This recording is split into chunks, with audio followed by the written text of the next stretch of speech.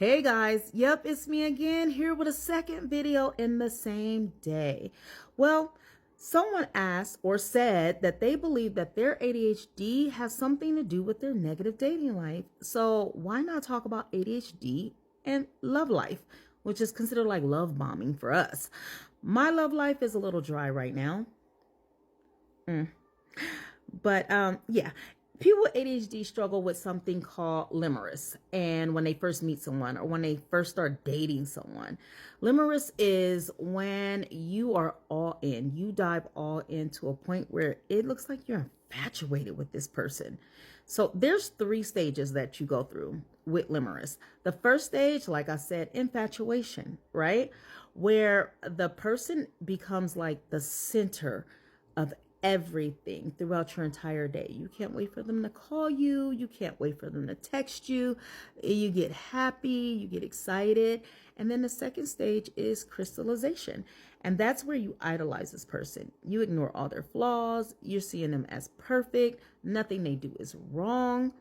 And then the third stage hit, deterioration. When the fantasy breaks and you start to see all their imperfections.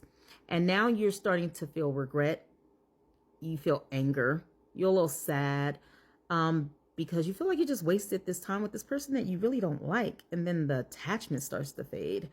You know, this is why many of us, not all of us, struggle with long-term relationships. Remember, people with ADHD struggle with low levels of dopamine. So we're always chasing that natural high. We're at least trying to find an acceptable baseline level of dopamine when we meet someone. And when we feel it, we're just all in. So it's not love. It's not even a strong emotional connection. We are just chasing that high that feels really, really good. And when something feels good, you are excited and cannot wait to continue to experience it.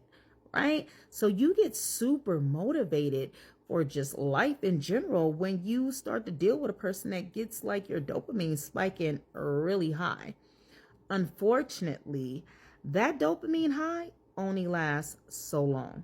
Those 3 stages can last from 2 weeks to maybe 6 months, maybe.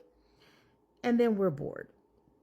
We're bored with the same routine. We're bored with the same phone calls, unless the other person is a spontaneous person who is always like changing things up, wanting to experience new things, wanting to try new things with the person with ADHD, always offering suggestions. People with ADHD love that. Or if the person who doesn't have ADHD is okay with experiencing new journeys and rolling with all kind of new things that the person with ADHD want to do. You just have to allow the person with ADHD to lead.